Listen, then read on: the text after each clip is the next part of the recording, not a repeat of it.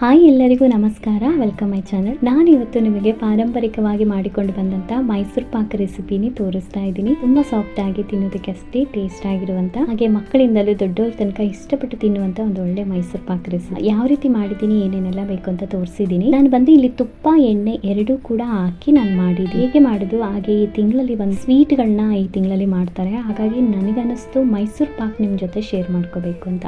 ಈ ಮೈಸೂರು ಪಾಕ್ನ ನಾನು ಯಾವ ರೀತಿ ಮಾಡಿದ್ದೀನಿ, ಏನೇನೆಲ್ಲ ಬೇಕು, ಯಾವ ರೀತಿ ಮಾಡಿದ್ರೆ ಟೇಸ್ಟ್ ಆಗಿರುತ್ತೆ ಅಂತ ನೋಡೋಣ ಬನ್ನಿ. ಫಸ್ಟ್ ನಾನು ಮೈಸೂರು ಪಾಕ್ ಮಾಡ್ಕೊಳ್ಳೋದಕ್ಕೆ ಒಂದು ಫ್ಯಾನ್ ಬಿಸಿ ಮಾಡಿಕೊಂಡು 2.5 ಕಪ್ ಅಷ್ಟು ನಾನು ಮೆಸರಲ್ಲಿ ನಾನು ಕಡಲೆ ಹಿಟ್ಟನ್ನ ಹಾಕೊಳ್ತಾ ಇದ್ದೀನಿ. ಒಂದು ತುಂಬಾ ಲೈಟ್ ಆಗಿ ಹುರ್ಕೋಬೇಡ್ದು, ಹಾಗೆ ತುಂಬಾ ಕೂಡ ನಾವು ಹುರಿದು ತಗೋಬೇಡ್ದು. ಒಂದು ಮೀಡಿಯಂ ಆಗಿ ನಾವು ಹುರಿದು ತಗೋಬೇಕು. ಸ್ವಲ್ಪ ಚೆನ್ನಾಗಿ ಫ್ರೈ ಆಗಬೇಕು ಹಿಟ್ಟು, ಅಷ್ಟು ಹುರಿದು ತಗೊಂಡ್ರೆ ಸಾಕು. ತುಂಬಾನು ಹುರಿದು ತಗೋಬೇಡ್ದು, ಕಹಿ ಹೊಡಿಯುತ್ತೆ. ತಗೊಂಡಿದ್ದ ಹಿಟ್ಟನ್ನ ಜಲ್ದಿ ಮಾಡ್ಕೊಳ್ತಾ ಇದ್ದೀನಿ. ಇದು ಚೆನ್ನಾಗಿ ನಾನು ನೋಡಿ ಜಲ್ದಿ ಮಾಡಿ ತಗೊಂಡೆ. ಇದಕ್ಕೆ ನಾನು 1 ಕಪ್ ಅಷ್ಟು ತುಪ್ಪ ಹಾಕ್ತಾ ಇದ್ದೀನಿ.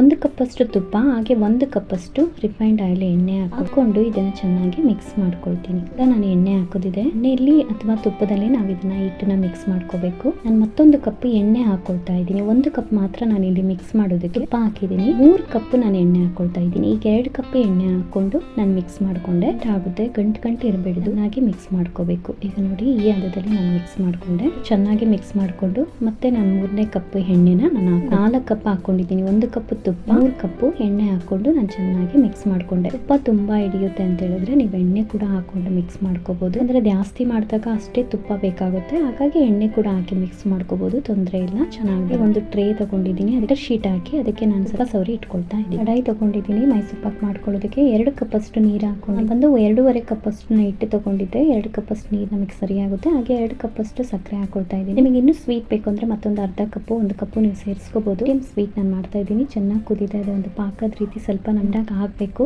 ಆವಾಗ ನಾನು ಹಿಟ್ಟನ್ನ ಹಾಕೊಳ್ತಾ ಇದ್ದೀನಿ. ಮಿಕ್ಸ್ ಮಾಡಿದ ಹಿಟ್ಟನ್ನ ನಾನು ಹಾಕೊಂಡು ಚೆನ್ನಾಗಿ ಮಿಕ್ಸ್ ಮಾಡಿ ಬಿಟ್ಕೋಬೇಕು. ಮಿಕ್ಸ್ ಮಾಡ್ಕೊಂಡು ಅದು ಚೆನ್ನಾಗಿ ಕುದೀತಾ ಇರುವಾಗ 2 ಟೇಬಲ್ ಸ್ಪೂನ್ ಅಷ್ಟು ತುಪ್ಪ ಹಾಕೊಂಡಿದ್ದೀನಿ ಕೂಡ. ಅದನ್ನ ಚೆನ್ನಾಗಿ ನಾನು ಮಿಕ್ಸ್ ಮಾಡ್ಕೊಳ್ತೀನಿ. ಫಸ್ಟ್ 1 ಟೇಬಲ್ ಸ್ಪೂನ್ ಹಾಕೊಂಡೆ, ಮತ್ತೊಂದು ಟೇಬಲ್ ಸ್ಪೂನ್ ನಾನು ಹಾಕೊಂಡೆ ಮಿಕ್ಸ್ ಮಾಡ್ಕೊಳ್ತೀನಿ. ಅದು ನಮಗೆ ಅಂಟಂಟಾಗಿ ನಮಗೆ ಮೈಸೂರು ಪಾಕ್ ಅದಕ್ಕೆ ಅದು ನಮಗೆ ಹಾಗೆ ಬರುವಾಗ ನೋಡಿ ಈ ರೀತಿ ನೈಸ್ ಆಗಿ ಹಾಕಿ ಬಂದಿದೆ. 1 ಟೇಬಲ್ ಕೂಡ ನಾನು ತುಪ್ಪ ಹಾಕೊಂಡು ಚೆನ್ನಾಗಿ ನಾನು ಮಿಕ್ಸ್ ಮಾಡ್ಕೊಳ್ತೀನಿ. ನಾನು ಚೆನ್ನಾಗಿ ಮೈಸೂರು ಪಾಕ್ ಅದಕ್ಕೆ ನಮಗೆ ರೆಡಿ ಆಗಿದೆ. ಈಗ ನಾನು ಬಂದ್ ಮಾಡ್ಕೊಂಡು ಟ್ರೇಗೆ ಹಾಕೊಳ್ತಾ ಇದ್ದೀನಿ. ನೋಡಿ ಮಿಕ್ಸ್ ಮಾಡುವಾಗಲೂ ತುಪ್ಪ ಹಾಕಿ ಮಾಡೋದ್ರಿಂದ ಈ ಟ್ರೇ ಅಲ್ಲಿ ಹಾಕೊಂಡು ನಮಗೆ ಚೆನ್ನಾಗಿ ಅದನ್ನ ಹರಡಿಸ್ಕೊಳಕ್ಕಾಗುತ್ತೆ.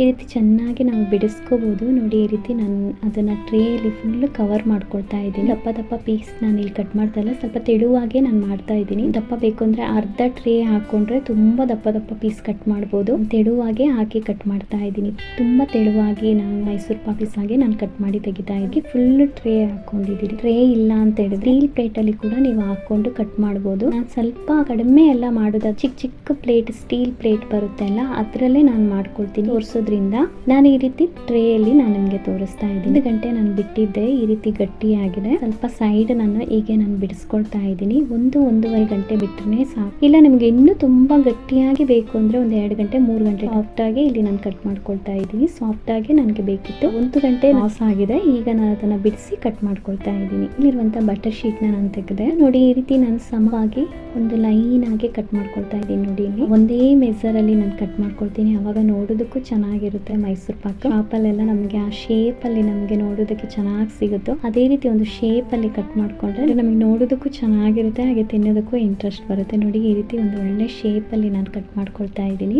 ಇಷ್ಟೊತ್ತು ಬಿಟ್ಟಿದ್ದಕ್ಕೆ ಇಷ್ಟು ಗಟ್ಟಿ ಆಗಿದೆ. ಇನ್ನೂ ನೀವು 2 ಅವರ್ 3 ಅವರ್ ಬಿಟ್ರೆ ಇನ್ನೂ ಕೂಡ ಗಟ್ಟಿ ಆಗಿಬಿಡುತ್ತೆ. ಆದ್ರೆ ಕಟ್ ಮಾಡೋದಕ್ಕಾಗುತ್ತೆ, ಏನು ತೊಂದರೆ ಇಲ್ಲ. ಬೇಕು ಅಂತ ಹೇಳಿದ್ರೆ ನೀವು ಒಂದು 2 ಅವರ್ 3 ಅವರ್ ಕೂಡ ಬಿಟ್ಟು ಕಟ್ ಮಾಡ್ಕೋಬಹುದು. ನೋಡಿ ನಾನು ಈ ರೀತಿ 3 ಸ್ಟೆಪ್ ಆಗಿ ಕಟ್ ಮಾಡ್ಕೊಳ್ತಾ ಇದ್ದೀನಿ. ಯಾಕಂದ್ರೆ ಅವಾಗ ಮೈಸೂರು ಪಾಕ್ ಸೈಜ್ ಏನಿದೆ ಅಲ್ಲ ಕರೆಕ್ಟ್ ಆಗಿ ಸಿಗುತ್ತೆ. ಇದರಲ್ಲಿ 2 ಕಟ್ ನಾನು ಮಾಡಿದಿದ್ರೆ ತುಂಬಾ ಉದ್ದವಾಗಿ ಹಾಕ್ತಾ ಇತ್ತು. ಹಾಗೆ 3 ಸ್ಟೆಪ್ ನಾನು ಇಲ್ಲಿ ಕಟ್ ಮಾಡಿದ್ದೀನಿ. ಪಾಕ್ ಶೇಪ್ ಏನಿದೆಯೋ ಅದು ಸರಿಯಾಗಿ ಸಿಕ್ಕಿದೆ. ನಮಗೆ ನೋಡೋದಕ್ಕಷ್ಟೇ ಚೆನ್ನಾಗಿ ಕಾಣಿಸ್ತಿದೆ. ನೀವು ಮಕ್ಕಳಿಗೆ ಮಾಡ್ಕೊಟ್ರೆ ಎಲ್ಲ ತುಂಬಾ ಇಷ್ಟಪಟ್ಟು ತಿಂತಾರೆ. ಈ ರೀತಿ ಆದ್ರೆ ಖಂಡಿತ ಟ್ರೈ ಮಾಡಿ ಮಾಡ್ಕೊಡಿ. ನೋಡಿ ಇದನ್ನ ಮುರಿದು ನಾನು ತೋರಿಸ್ತಾ ಇದ್ದೀನಿ. ಇಷ್ಟು ಸಾಫ್ಟ್ ಆಗಿ ನಮಗೆ ತಿನ್ನೋದಕ್ಕೆ ಅಷ್ಟೇ ಟೇಸ್ಟ್ ಆಗಿರುತ್ತೆ. ಖಂಡಿತ ಟ್ರೈ ಮಾಡಿ. ನಾನು ಕಟ್ ಮಾಡ್ಕೊಂಡಿದ್ದ ಒಂದು ಪ್ಲೇಟಿಗೆ ಹಾಕಿ ತೋರಿಸ್ತಾ ಇದ್ದೀನಿ. ಪೀಸ್ ಮಾಡ್ಕೊಂಡಿದ್ದು ಕಾಣಬೇಕು ಅಂತಾನೆ ನಿಮಗೆ ನಾನು ಹಾಕಿ ತೋರಿಸ್ತಾ ಇದ್ದೀನಿ. ಈಗ ನಾನು ಅದನ್ನ ಅರೇಂಜ್ ಮಾಡ್ಕೊಳ್ತೀನಿ. ಮಾಡ್ತಾ ಇದ್ದೀನಿ. ಒಂದು ಒಳ್ಳೆ ಮೈಸೂರು ಪಾಕ್ ರೆಸಿಪಿನೇ ನಾನು ನಿಮಗೆ ತೋರಿಸಿದ್ದೀನಿ. ನೀವು ಟ್ರೈ ಮಾಡಿ, ಹಾಗೆ ಮಾಡಿ ತಿಂದು ನೋಡಿ ಹೇಗಿದೆ ಅಂತ ನನಗೆ ಕಮೆಂಟ್ ಬಾಕ್ಸ್ ಅಲ್ಲಿ ತಿಳಿಸಿ. ಈ ವಿಡಿಯೋ ನಿಮಗೆ ಇಷ್ಟ ಆಗಿದ್ರೆ ಲೈಕ್ ಮಾಡಿ, ಶೇರ್ ಮಾಡಿ, ಕೆಳಗೆ ಕಾಣೋ ಬೆಲ್ ಐಕನ್ ಕ್ಲಿಕ್. ಹೀಗೆ ಮಾಡೋದ್ರಿಂದ ನಾನು ಹಾಕೋ ವಿಡಿಯೋ ಎಲ್ಲ ನೋಟಿಫಿಕೇಶನ್ ನಿಮಗೆ ಸಿಗುತ್ತೆ. ಮತ್ತೊಂದು ವಿಡಿಯೋದಲ್ಲಿ ಮತ್ತೊಂದು ರೆಸಿಪಿಯೊಂದಿಗೆ ನಾನು ನಿಮಗೆ ಸಿಗ್ತೀನಿ. ವಿಡಿಯೋ ಬಿಡೋದಕ್ಕೆ ಲೇಟ್ ಆದ್ರೆ ಎರಡಾದ್ರೂ ಕಮೆಂಟ್ ಬಂದೇ ಬರುತ್ತೆ, ನೀವು ವಿಡಿಯೋ ಬಿಟ್ಟಿಲ್ಲ ಅಂತೇಳಿ. ತುಂಬಾ ಥ್ಯಾಂಕ್ ಯು, ಬಿಡ್ಲಿಲ್ಲ ಅಂತ ನಾನು ಕೇರ್ ತಗೊಳ್ತೀರಲ್ಲ, ಅದಕ್ಕಾಗಿ ತುಂಬಾ ಥ್ಯಾಂಕ್ ಯು ಹೇಳ್ಕೊಳ್ತೀನಿ. ಹಾಗೆ ಮತ್ತೊಂದು ವಿಡಿಯೋದಲ್ಲಿ ಮತ್ತೊಂದು ರೆಸಿಪಿಯೊಂದಿಗೆ ನಾನು ನಿಮಗೆ ಸಿಗ್ತೀನಿ. ಈಗಾಗಲೇ ನೀವು ಕೊಡ್ತಾ ಇರೋ ಸಪೋರ್ಟಿಗೆ ತುಂಬ ಧನ್ಯವಾದಗಳು.